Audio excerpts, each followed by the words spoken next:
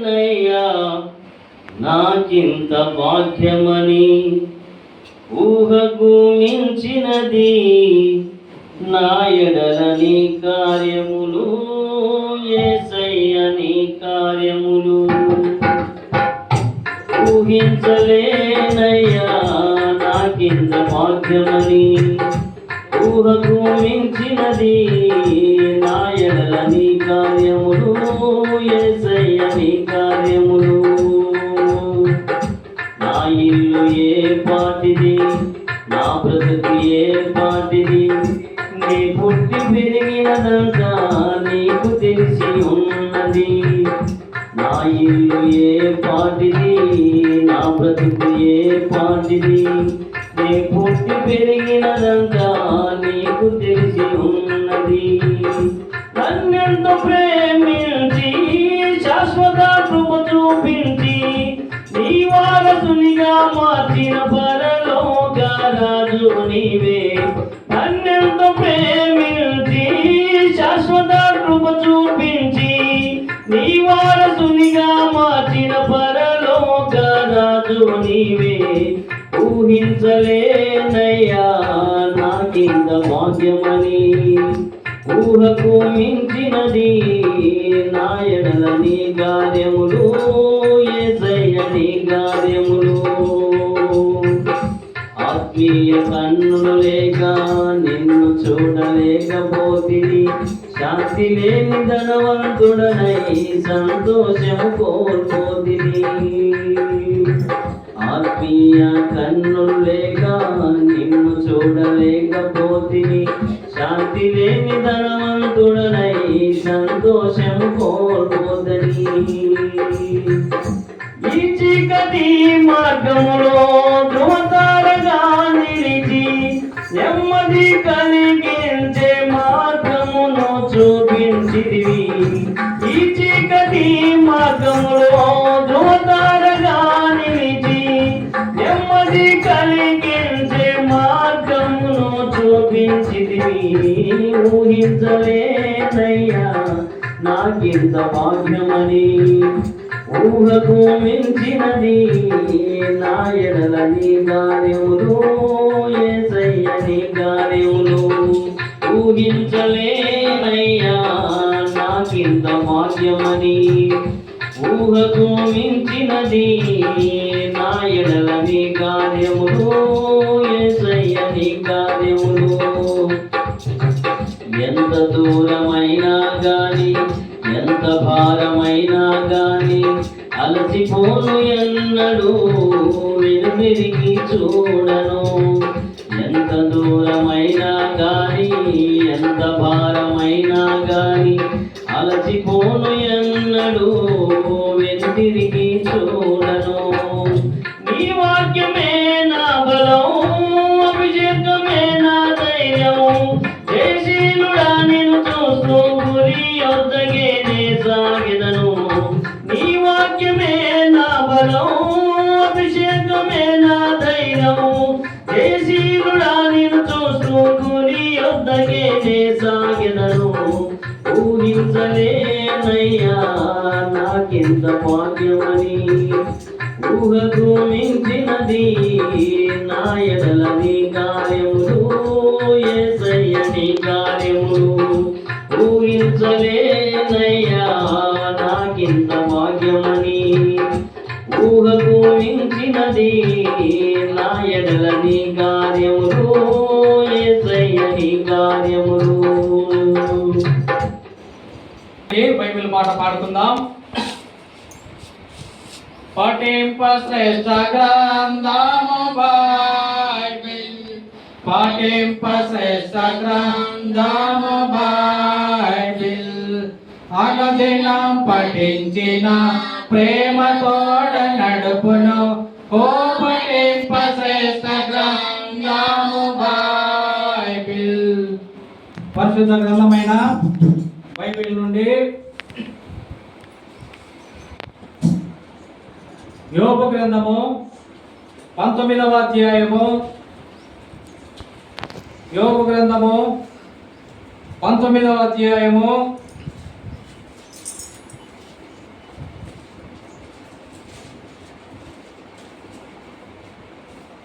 25వ వచనము అందరము కలిసి చదువుకుందాము. యోబు గ్రంథము 19వ అధ్యాయము 25వ వచనము అందరం కలిసి చదువుకుందాం. నా విమోచకుడు సజీవుడనియు తర్వాత ఆయన భూమి మీద నిలుచుననియు నేను ఎరుగుదును. దేవుడు తన వాక్యమును దీవించి ఆశీర్వదించును గాక. దేవుని సాయం కొరకు చిన్న ప్రార్థన చేసుకుందాం. ప్రేమగల తండ్రి, జీవగల నాయన, జీవాధిపతి, నీ ఘనమైన పాదాలకు వందనాలు, స్తోత్రాలు నాయన. ఇంతవరకు పాటల ద్వారా మీరు మహిమ పొందినందుకై స్తోత్రాలు. ఈ సమయంలో ప్రభువా ఆరాధన నిమిత్తమై చదవబడిన లేఖన భాగాన్ని కృపలో జ్ఞాపకం చేసుకునైనా నిలబడే నేను నిష్ప్రయోజకుడను, ఎందుకు పనికిమాలిన లాంటి వాడను, దుమ్ము కంటే ధూళి కంటే హీనమైనటువంటి వాడను. కృపలో జ్ఞాపకం చేసుకునైనా నీ ఆత్మతో నింపునైనా నీ శిలువ చాటును మరుగుపరచు, నీ పరలోక జ్ఞానం చేత నింపాలని ప్రార్థిస్తున్నాం. అయ్యా, నీ ఆత్మ మా మధ్య సంచారం గావించు. అంధకార శక్తులు, చీకటి శక్తులు, సాతాను శక్తులన్నింటినీ యేసు నామములో బంధిస్తున్నాం. సహాయం చేయనైనా ప్రతి ఒక్కరికి వినగల చెవి, గ్రహింపగల మనసును అనుగ్రహించు. రక్షింపబడిన వారికి ఆత్మీయ ఎదుగుదల, రక్షణ లేని వారికి రక్షణ అనుగ్రహించు. ఘనత, మహిమ, ప్రభావం మీరే పొందుకొందురని యేసయ్య పేరిట అడిగి వేడుకొంచున్నాం తండ్రి, ఆమేన్. క్రీస్తునందు ప్రియులారా, చదవబడిన లేఖన భాగాన్ని మనం చూస్తున్నాము. నా విమోచకుడు సజీవుడు. వాక్యాంశం ఏంటంటే, మేము సేవించుతున్న దేవుడు ఎటువంటి వాడు? మనం ఆరాధించే దేవుడు, మనం స్తుతించే దేవుడు, మనం గణపరిచే దేవుడు ఎటువంటి వాడంటే ఆయన సజీవుడైనటువంటి దేవుడిగా మనం చూస్తాము. ఇక్కడ యోబు భక్తుడు అంటున్నాడు, నా విమోచకుడు సజీవుడనియు కదా. నా విమోచకుడు సజీవుడు అంటున్నాడు. అవును ప్రియులారా, మన దేవుడు సజీవుడు. భూలోకంలో పుట్టిన వారందరూ మరణించినారు, వారి సమాధులు అలానే ఉన్నాయి. కానీ మన ప్రభు యొక్క సమాధి ఒకటే ఖాళీగా ఉండేది. ఆ సమాధి ఒకటే తెరవబడిన సమాధిగా మనము చూస్తాము. ప్రియులారా, చూడండి, మత్తయి సువార్తలో మనం చూస్తాము. మత్తయి సువార్త 28వ అధ్యాయము, మత్తయి సువార్త 28వ అధ్యాయంలో మనం చూస్తే 6వ వచనము, ఆయన ఇక్కడ లేడు, తాను చెప్పినట్టే ఆయన లేచి ఉన్నాడు. రండి, ప్రభువు పండుకొన్న స్థలము చూచి త్వరగా వెళ్ళి ఆయన మృతుల్లో నుండి లేచి ఉన్నాడని ఆయన శిష్యులకు తెలియజేయుడి కదా. ఆయన పండుకొని ఉన్న స్థలము చూచినారు, లేడు ప్రియులారా. ఆయన సజీవుడైన దేవుడు. ఈ ఉదయ కాలమున నీవు నేను ఆరాధిస్తున్న దేవుడు ఎటువంటి వాడంటే ఆయన సజీవుడైనటువంటి దేవుడు కదా. లోకంలో అనేకులు ప్రియులారా ఈ దినాన్ని చూడాలని చూడలేక మరణించిపోయి ఉంటారు. నీవు నేను సజీవుల లెక్కలో ఉన్నామంటే మన గొప్పతనము కాదు, మన యోగ్యతను బట్టి కాదు, మన యొక్క ఆస్తిని బట్టి కాదు, మన హోదాను బట్టి కాదు, దేవుని కృప వలన మనము సజీవుల లెక్కలో ఉన్నాము ప్రియులారా. అందుకే అంటాడు యెషయా భక్తుడు ఈ విధంగా అంటున్నాడు. చూడండి, యెషయా 38వ అధ్యాయము, యెషయా గ్రంథము 38వ అధ్యాయము 19వ వచనము, 19వ వచనము, సజీవులే కదా నిన్ను స్తుతించెదరు. ఈ దినమున నేను సజీవుడనై నిన్ను స్తుతిస్తా ఉన్నాను కదా. ఈ దినమున నేను సజీవుడనై నిన్ను స్తుతిస్తా ఉన్నాను. అనేకులు ప్రియులారా తెల్లవారటానికే మనం టీవీ ఆన్ చేస్తే పలానా చోట ఇంతమంది చనిపోయినారు యాక్సిడెంట్ ద్వారా కదా, రోగాలు వచ్చి యుద్ధంలో చనిపోయినటువంటి వారు అనేకులు మనము తెల్లవారేసరికి చూస్తాము. నీవు నేను సజీవు లెక్కలో ఉన్నామంటే కేవలం ఆయన ఉచితమైన కృపా కనికరముల ప్రేమ ద్వారా సజీవు లెక్కలో ఉన్నాము. అందుకే యెషయా భక్తుడు అంటున్నాడు, సజీవులే కదా నన్ను స్తుతించెదరు అంటున్నాడు. ప్రియులారా, ఇది నాన్న మనము దేవుని స్తుతిస్తూ ఉన్నామంటే మనం సజీవ లెక్కలో ఉన్నాము. కాబట్టి మనం ప్రభుని స్తుతిస్తూ ఉన్నాము. మన ప్రభు సజీవుడు.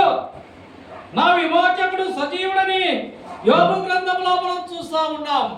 మనం చేరుస్తున్న దేవుడు, మనం ఆరాధిస్తున్న దేవుడు, ఆయన సజీవుడైన దేవుడిగా మనం చూస్తా ఉన్నాము.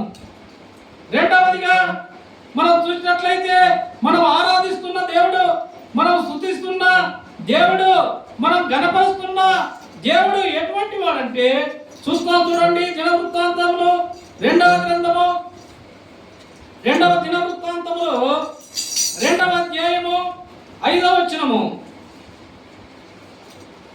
నేను కట్టించు మందిరము గొప్పదిగా నుండును, మా దేవుడు సకలమైన దేవతల కంటే మహనీయుడు. మనం ఆరాధిస్తున్న దేవుడు, మనం స్తుతిస్తున్న దేవుడు, మనం గణపరుస్తున్న దేవుడు ఎవరంటే సకల దేవతల కంటే మా దేవుడు మహనీయుడు. ఆయన మహనీయుడైన దేవుడు ప్రియులారా.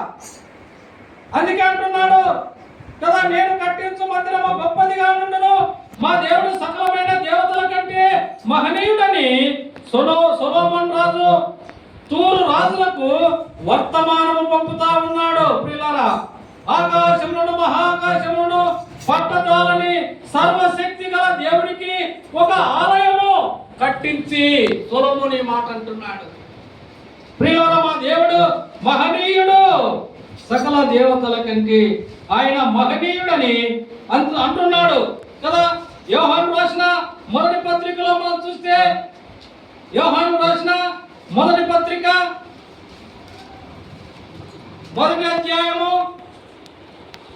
క్షమించండి 4వ అధ్యాయము 4వ వచనము. 1 యోహాను 4వ అధ్యాయము 4వ వచనం. ఆయన చిన్నపిల్లలారా, మీరు దేవుని సంబంధులు, మీలో ఉన్నవాడు లోకంలో ఉన్నవాని కంటే గొప్పవాడు గనక మీరు వాణ్ణి చేయించున్నారు. కదా, మీలో ఉన్నవాడు లోకంలో ఉన్నవాని కంటే గొప్పవాడు, ఆయన మహనీయుడు ప్రియులారా. అటువంటి గొప్ప దేవుణ్ణి నీవు నేను కలిగి ఉన్నాము. ఉదయ కాలమున నీవు నేను ఆరాధించ బంధులమైనాము ప్రియులారా. కాబట్టి ఉదయకాలమున నీవు నేను ఆరాధించే దేవుడు ఎటువంటి వాడంటే ఆయన సజీవుడైన దేవుడు. అంతేకాదు ఆయన సకల దేవతల కంటే మహనీయుడుగా మనము చూస్తా ఉన్నాము. మత్తయి సువార్తలో ఇంకో మాట చూస్తాం చూడండి. మత్తయి సువార్త 28వ అధ్యాయము, మత్తయి సువార్త 28వ అధ్యాయము 18వ వచనము. అయితే యేసు వారి యొద్దకు వచ్చి, పరలోకమందును భూమి మీదను నాకు సర్వాధికారం ఇవ్వబడి ఉన్నది కదా. ఆయన మహనీయుడు, ఆయనకు పరలోకంలో భూలోకంలో సర్వాధికారము ఇవ్వబడింది ప్రియులారా.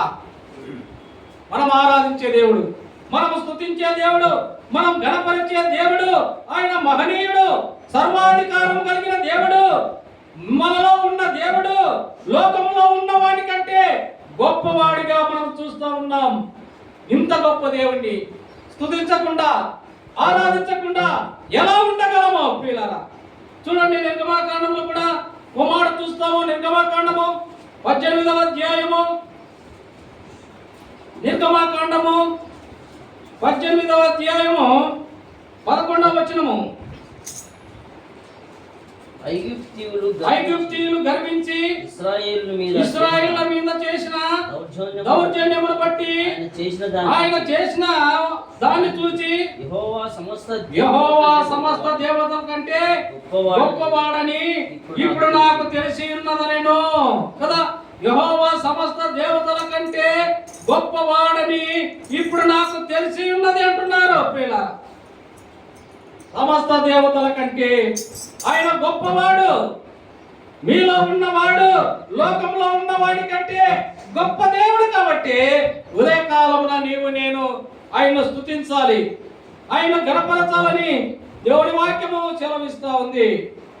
చూస్తాం చూడండి, కీర్తన గ్రంథంలో కూడా ఓ మాట చూస్తాము. కీర్తన గ్రంథము 40వ అధ్యాయము, కీర్తన గ్రంథము 40వ అధ్యాయము 5వ వచనము.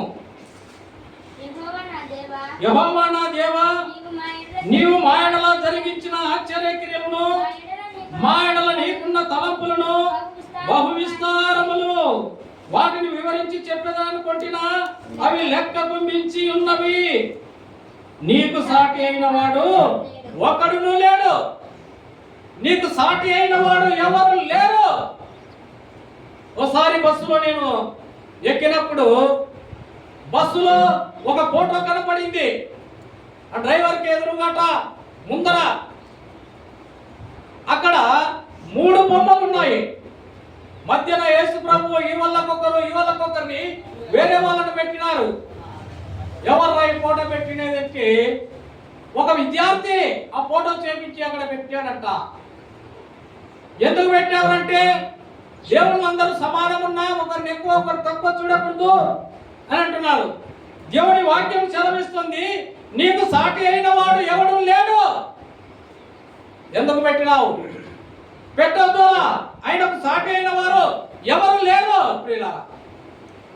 అందుకే సాటి లేనిది యేసుని రక్తము పాపమును కడుగును ప్రియుడా, పాపమును కడుగును. సాటి లేనివాడు, ఆయన రక్తానికి సాటి అయినది ఏదీ లేదు ప్రియులారా. మీలో ఉన్నవాడు లోకంలో ఉన్నవాడి కంటే గొప్పవాడు. ఆయన సకల దేవతల కంటే మహనీయుడు. ప్రియులారా, నీకు సాటి అయిన వారు ఎవరు లేరు. ఉదయకాలమున ఇంత గొప్ప దేవుణ్ణి నీవు నేను కలిగి ఉన్నాము. మరి స్తుతించాలి, ఆరాధించాలి, గణపరచాలి ఆయనను ప్రియులారా కదా. కాబట్టి ఉదయకాలమున మనం ఆరాధించే దేవుడు, మనం స్తుతించే దేవుడు, మనం గణపరిచే దేవుడు ఎటువంటి వాడంటే ఆయన సజీవుడైన దేవుడు. రెండవదిగా ఆయన మహనీయుడు ప్రియులారా. ఆయన మహనీయుడైన దేవుడు, ఆయనకు సాటి అయిన వారు ఎవరు లేరు. రెండవదిగా మనం చూస్తాము. మూడవదిగా మనం చూసినట్లయితే చూడండి, యెషయా గ్రంథము, క్షమించండి, దానియేలు గ్రంథము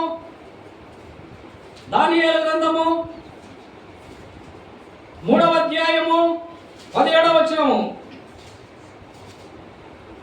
3వ అధ్యాయము 17వ వచనము. మేము సేవించుతున్న దేవుడు మండుతున్న వేడిని గల ఈ అగ్నిగుండంలో నుండి మమ్మను తప్పించి రక్షించుటకు సమర్థుడు. మరియు నీ వశమున పడకుండా ఆయన మమ్మను రక్షించును. ఒకవేళ ఆయన రక్షింపకపోయినను రాజా నీ దేవతలను మేము పూజింపమనియో నీవు నిలబెట్టించిన బంగారు ప్రతిమకు నమస్కరింపమనియో తెలుసుకొనుము. ప్రియులారా, మనం ఆరాధించే దేవుడు, మనము స్తుతించే దేవుడు, మనం గణపరిచే దేవుడు ఎటువంటి వాడంటే ఆయన రక్షించుటకు సమర్థుడు కదా. ఇక్కడ మనం షడ్రక్ మెషక్ అబేద్నెగోలను మనం చూస్తా ఉన్నాము. రాజు ఒక ప్రతిమను చేయించినాడు.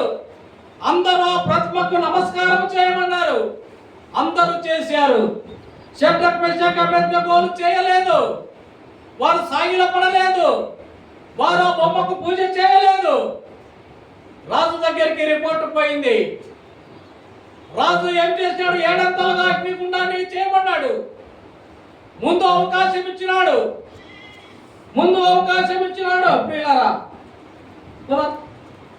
చూడండి ఏమంటున్నాడు ప్రియులారా. ముందు అవకాశం ఇచ్చినప్పటికీ వారు ఆ దేవతకు నమస్కరింపలేదు. వీణ సుంపని విపంచిగా వాయించేసరికి మీరు నమస్కరిస్తేనే సరే, లేకపోతే తక్షణమే మండుతున్న వేడిమి గల అగ్నిగుండంలో మీరు వేయబడుదురు. నా చేతిలో నుండి మిమ్మల్ని విడిపించగల దేవుడు ఎక్కడ ఉన్నాడని అంటా ఉంటే వాళ్ళు అంటున్నారు ప్రియులారా, వాళ్ళు ఏమంటున్నారు? షద్రక్ మెషక్ అబేద్నెగో రాజుతో ఇలాగ చెప్తా ఉన్నారు 16వ వచనంలో కదా. ఇందుల గురించి నీకు ప్రత్యుత్తరం ఇవ్వాలన్న చింత మాకు లేదు. ప్రియులారా, ఎటువంటి విశ్వాసము కదా. మండుతున్న వేడిమి గుండంలో మీరు వేయబడతారు. ఇందుల గురించి నీకు ప్రత్యుత్తరం ఇవ్వవలసిన చింత మాకు లేదు అంటున్నారు రాజుతో. ఎంత ధైర్యమో ప్రియుల, ఎంత ధైర్యమో! అనేకులు ఇరుగు పొరుగు వారు, స్నేహితులు సలహా కూడా చెప్పింటారు, ఒరే గోటితో పోయి దాన్ని గొడ్డెళ్ళ పాలు ఎందుకు చేస్తారా, నమస్కారమే కదా, నమస్కారం పెట్టరా, తర్వాత మీ దేవుడిని మీరు పూజించుకోవచ్చు, మీరు ఆరాధించుకోవచ్చు అని సలహా చెప్పింటారు. వారు ఆ సలహాలకు లొంగలేదు, ఆ మాటలకు వాళ్ళు పడిపోలేదు ప్రియుల కదా. అనేక సార్లు మనకు కూడా సలహాలు చెప్తా ఉంటారు, అక్కడ వెళ్ళవద్దు, అక్కడ వెళితే నిన్ను కొడతారు, అక్కడ యేసు ప్రభు మాటలు చెబితే నిన్ను తిడతారు, భయపడవద్దు ప్రియుల. అగ్నిగుండంలో వేస్తామంటే ఎప్పటికీ వీళ్ళు భయపడలేదు ప్రియుల. రాజుతో అంటున్నారు, ఇందులో గురించి నీకు ప్రత్యుత్తరం ఇవ్వాలన్న చింత మాకు లేదు ప్రియుల. ఇరాల సువార్తకు వెళ్ళాలంటే భయము ప్రియుల, భయపడుతూ ఉన్నారు. ఏమంటే చట్టాలు ఈ విధంగా వచ్చినాయి, ఎక్కడ సువార్త ప్రకటించకూడదు, ప్రకటిస్తే కదా ఏమేమో చేస్తారని అంటున్నారు ప్రియులారు. ఇప్పుడు వచ్చినవి కాదు, అప్పట్లోనే ఉన్నాయి. పౌలు సువార్త ప్రకటిస్తా ఉంటే పౌలుని ఈడ్చి పడేసినారు బయటికి, ఊరు వెలుపడికి ఈడ్చి పడేసినారు. నిన్ను ఎవరు ఈడ్చలే, నిన్ను ఎవరు తిట్టలే, కానీ సువార్త ప్రకటించమంటే ముందే సాకులు. ఎవరు తిట్టకుండా, ఎవరు చెప్పకపోయినా ముందే సాకులు చెప్తా ఉన్నారు ప్రియులారా. ఇక్కడ షడ్రక్ మెషక్ అబేద్నెగోలు ప్రభు పక్షాన్ని నిలబడినారు. అనేకులు సలహా చెప్పింటారు, ఒరే నమస్కారమే కదా పెట్టురా, అనవసరంగా అగ్నిగుండంలో వేస్తారన్నప్పుడు వాళ్ళు అంటున్నారు, మేము చేయము అంటున్నారు. మేము సేవించుతున్న దేవుడు మండుతున్న వేడిమి గల ఈ అగ్నిగుండముల నుండి మమ్మల్ని తప్పించి రక్షించుటకు సమర్థుడు, మరియు నీ వశమున పడకుండా ఆయన మమ్మను రక్షించును. ఒకవేళ ఆయన రక్షింపకపోయినను రాజా, 18వ వచనము, రాజా నీ దేవతలను మేము పూజింపమనియు నీవు నిలబెట్టించిన బంగారు ప్రతిమకు నమస్కరింపమనియు తెలుసుకో. ఒకవేళ మా దేవుడు రక్షింపకపోయినను, రక్షించగలడు, ఒకవేళ రక్షింపకపోయినను మేము నువ్వు నిలబెట్టిన దేవతకు నమస్కరింపము ఖరాఖండిగా చెప్పేస్తున్నారు.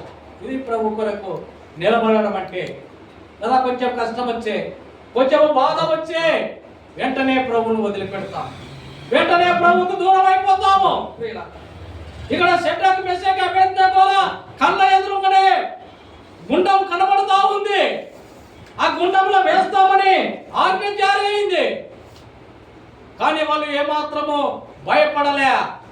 మేము సేవించుతున్న దేవుడు రక్షించుటకు సమర్థుడు, ఒకవేళ రక్షింపకపోయినను కదా, మనకు సహాయం జరిగితేనే, మనకు సహాయం అందితేనే దేవుణ్ణి సేవిస్తాము, మనకు సహాయం చేస్తేనే దేవుణ్ణి గణపరుస్తాము.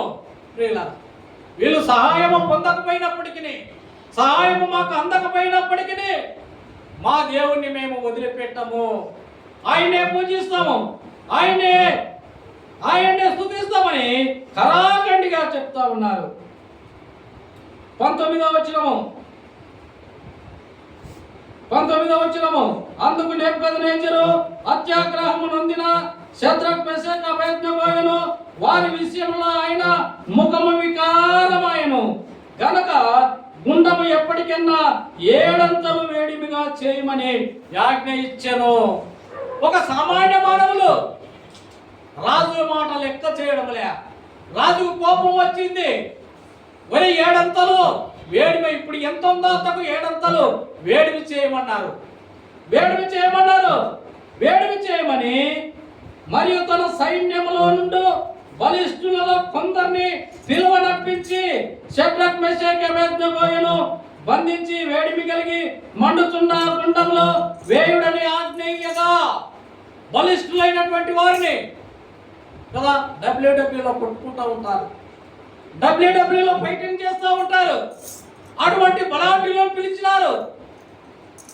చేతులకెళ్ళి అందరూ కాలు చేతుల పట్టుకొని ఇద్దరు మనుషులు ఇసిరి వేస్తూ ఉన్నారు, వాళ్ళను ఇసిరి వేస్తూ ఉన్నారు. చూడండి 20 వచనము, వారి వారి అంగీలను, నిలువుట అంగీలను, పై వస్త్రములను, తక్కిన వస్త్రములను తీయకయే ఉన్న పాటున ముగ్గురిని వేడిమి కలిగి మండుతున్న ఆ గుండములో పడవేసిరి.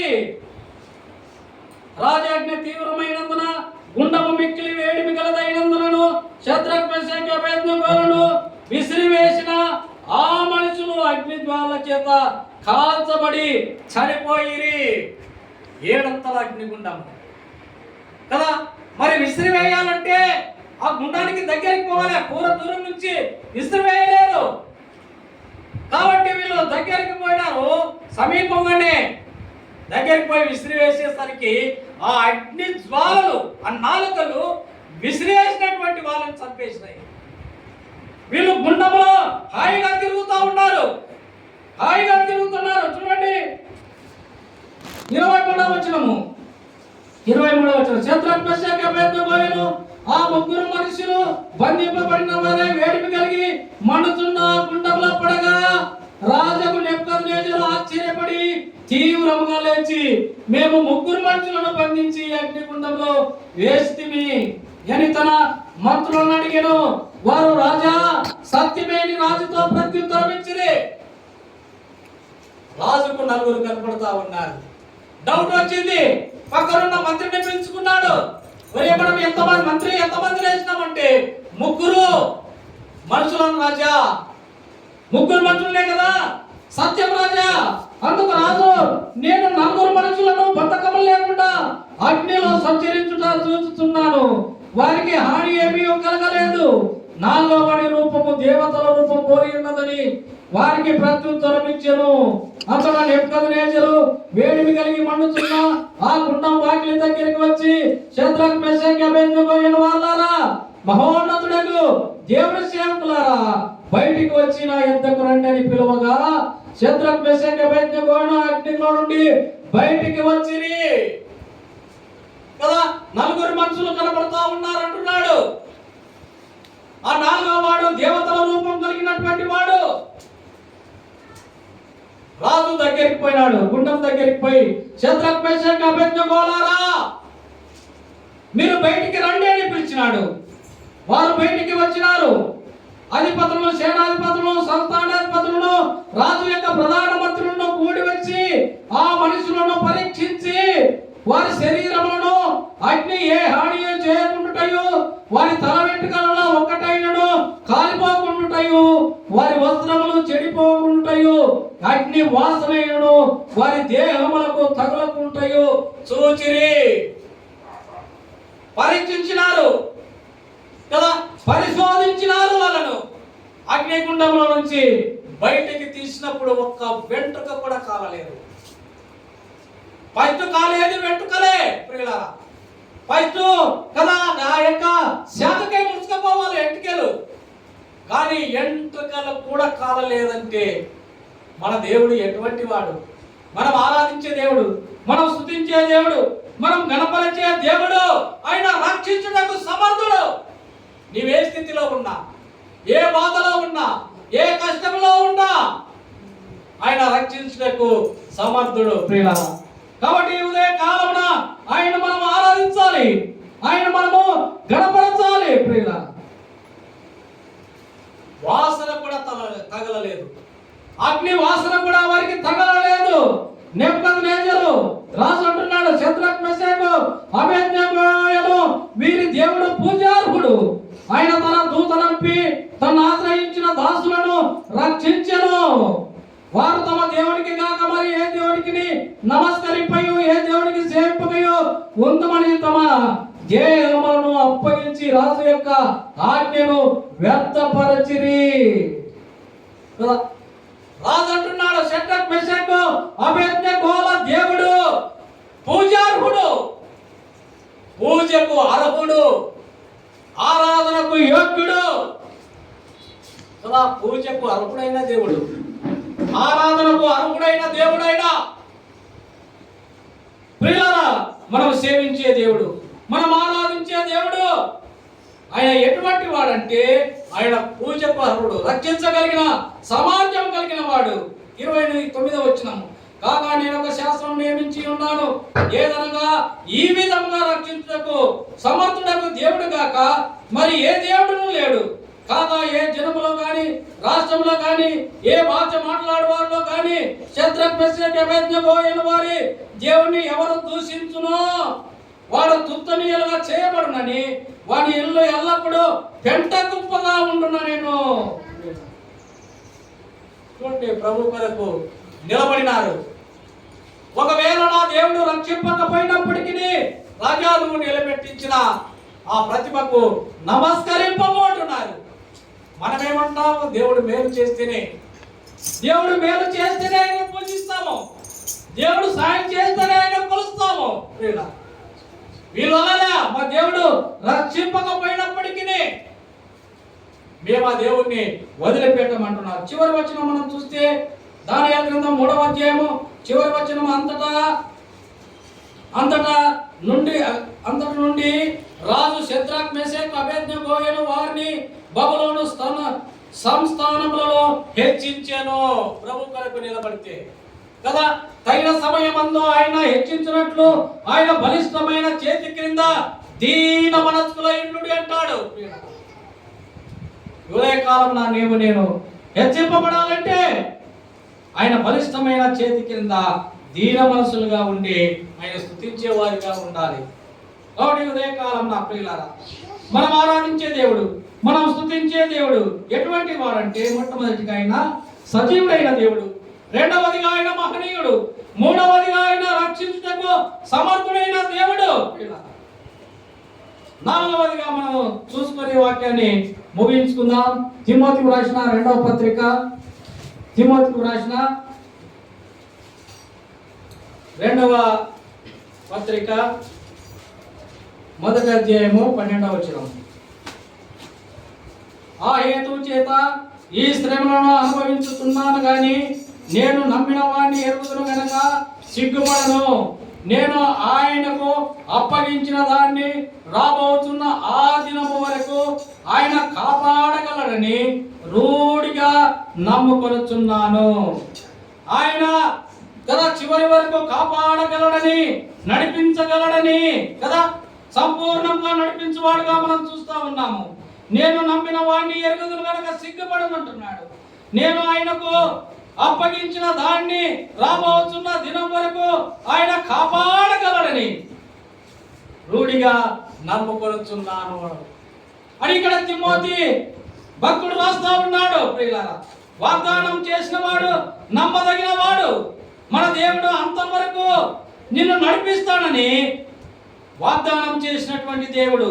ఆ విశ్వాసం నీకున్నదా? ప్రియులారా, విశ్వాసం ఉంటే ఉదయకాలమున దేవుని స్తుతించు, ఆరాధించు, ఆయన గణపరచవలనని ప్రభు పేట మనవి చేస్తా ఉన్నాను. ఉదయకాలమున ప్రియులారా, మనం సేవించే దేవుడు, మనం ఆరాధించే దేవుడు సజీవుడైన దేవుడు, ఆయన మహనీయుడు, రక్షించడం సమర్థుడు, సంపూర్ణంగా నడిపించువాడు. చివరిగా ఒక వాక్యం చదువుకొని మనము వాక్యాన్ని ముగించుకుందాము. రోమీలకు రాసిన పత్రిక, రోమీలకు రాసిన పత్రిక 9వ అధ్యాయము 5వ వచనము, పితరులు వీరి వారు శరీరమును బట్టి క్రీస్తు వీరిలో పుట్టెను. ఈయన సర్వాధికారి అయిన దేవుడై ఉండి నిరంతరము స్తోత్రార్హుడై ఉన్నాడు కదా, నిరంతరము స్తోత్రార్హుడై ఉన్నాడు.